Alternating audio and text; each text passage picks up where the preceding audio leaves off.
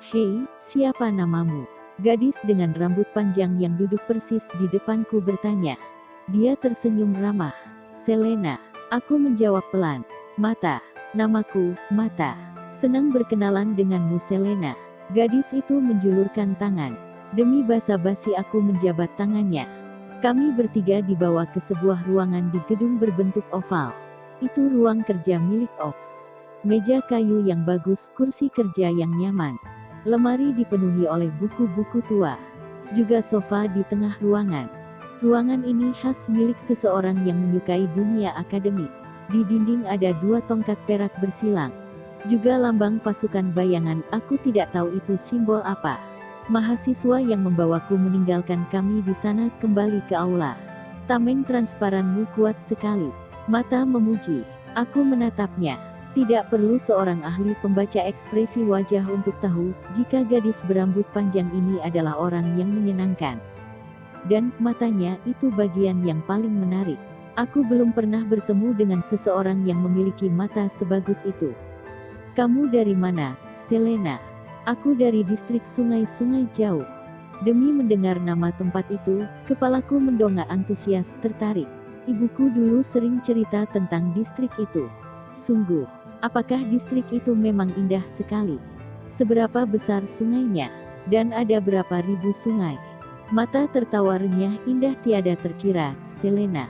Entahlah ada berapa ribu sungainya. Saling silang, berkelindan. Ada sungai berair kuning, hijau, biru, bening. Bahkan ada sungai di atas sungai. Juga sungai di dalam sungai. Menakjubkan melihatnya. Wow, aku termangu. Bagaimana bentuknya, sungai di dalam sungai. Sejenak aku melupakan jika kaki-kaki kami masih dibanduli oleh balok es. Hei, kalian berdua menganggapku seperti batang kayu di sini. Dicuekin. Mahasiswa baru lainnya yang dibawa ke ruangan itu ikut berbicara. Aku menoleh, menatapnya. Kali ini dalam situasi yang lebih santai, bukan bertarung, aku bisa memperhatikannya lebih baik. Dia tinggi, gagah. Rahangnya kokoh, garis wajahnya berkarakter. Rambut hitamnya lebat mengombak. Ini sejak 2 hari lalu. Pembagian asrama peralatan, perlengkapan. Acara pelepasan oleh keluarga, kerabat. Perkenalan mahasiswa baru. Mahasiswa baru rata-rata sudah saling mengenal. Tazet menjelaskan. Aku mengangguk. Tapi dia sih memang terkenal. Tidak perlu berkenalan lagi. Mata menunjuk Tazet tertawa lagi. Terkenal. Aku tidak mengerti. Hei, kamu tidak tahu siapa Tazet? Aku menggeleng. Dia sering muncul di televisi, Selena. Aku menggeleng lagi. Aku sibuk bekerja di lokasi konstruksi, jarang menonton televisi, kecuali jika Om dan sedang menonton pertandingan bola terbang. Aduh, Selena. Dia adalah anggota boy band terkenal di kota Tisri. Followernya jutaan. Saat lulus dari sekolah level 3, tidak ada yang menyangka dia akan masuk ke ABTT. Dikira hanya remaja galau, baper. Tapi dia selalu masuk 3 besar saat tes. Aku terdiam, menatap wajah Tazet yang memerah lebih seksama. Benar juga, aku sepertinya pernah melihatnya di televisi. Bukan hanya di televisi, juga di gerbong kereta, baliho hologram, dinding gedung-gedung, kotak makanan siap saji. Mahasiswa ini sering jadi bintang iklan. Bersama 9 anggota boy bandnya. Jangan terlalu percaya omongan Mata. Tazet tertawa, sedikit salah tingkah, melambaikan tangan, dia yang lebih terkenal. Bahkan cukup menyebut jika dia berasal dari distrik Sungai-Sungai Jauh, tempat leluhur klan bulan berasal, semua orang langsung takjub. Aku menatap mereka berdua bergantian. Aksimu tadi berani sekali, Selena. Aku sudah sejak 2 hari lalu kesal dengan Orde Angkatan 75. Sejak tiba di kampus ini mereka berlagak bos. Mengatur semuanya. Mata balas menatapku. Yeah, aku juga kesal. Tambah Tazet, apa itu Orde Angkatan 75? Aku bertanya. Mereka kakak tingkat tahun terakhir. Setiap angkatan di ABTT memiliki angka sebutan. Mahasiswa baru sekarang disebut Angkatan 78. Orde adalah menyebalkan. Banyak yang baik hati. Aku mengangguk lamat-lamat. Kabar baik, balok es ini mulai menguap. Mata menatap ke bawah. Itu benar, balok es yang mengunci kaki kami mulai menguap. Aku sepertinya bisa menggerakkan kakiku sekarang. Plop, plop, jangan coba-coba melepasnya sebelum aku perintahkan. Seseorang bicara serius. Aku mendongak. Ox dan salah satu dosen telah berdiri di dalam ruangan. Sepertinya acara inaugurasi telah selesai.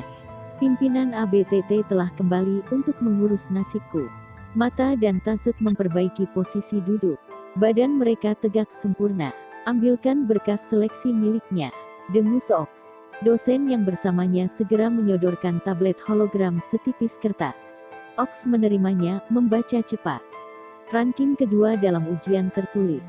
Ranking ketiga dalam ujian stamina dan ketahanan fisik. Gagal saat ujian teknik bertarung.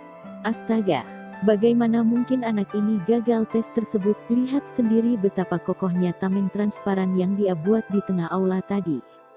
Juga pukulan berdentum dan teknik menghilangnya. Ox berseru ketus. Data itu tidak keliru. 2 minggu lalu dia memang gagal. Dosen di sebelahnya menjelaskan, aku sendiri yang mengujinya. Selena, Ox berseru, melangkah mendekat. Aku menatapnya. Tegakkan postur tubuhmu, bentak Ox. Aku menelan ludah, melirik mata dan Tazek memperbaiki posisi tubuh. Bagaimana caranya dalam waktu 2 minggu kamu bisa mempelajari teknik itu? Aku berlatih lebih keras. Jawabku patah-patah. Itu jawaban yang masuk akal. Berlatih. Tapi kemampuan bertarungmu setara dengan mahasiswa tingkat atas, Selena. Kamu tidak bisa mendadak menguasai teknik itu hanya dalam waktu hitungan hari. Lihat hasil tesmu. Mata Ox menatapku tajam, di sebelahnya bicara, mencoba teori lain, atau boleh jadi dia gugup. Ox menggeram, mungkin sudah sifatnya terlihat pemarah. Lupakan saja tes itu. Aku sejak dulu tidak terlalu suka dengan metode seleksi ABTT. Seharusnya anak-anak ingusan ini bertarung langsung, baru terlihat bakatnya. Gerutu Ox. Ruangan lengang sejenak. Apa yang akan kita lakukan dengan gadis ini, Ox? Dosen di sebelah O bertanya.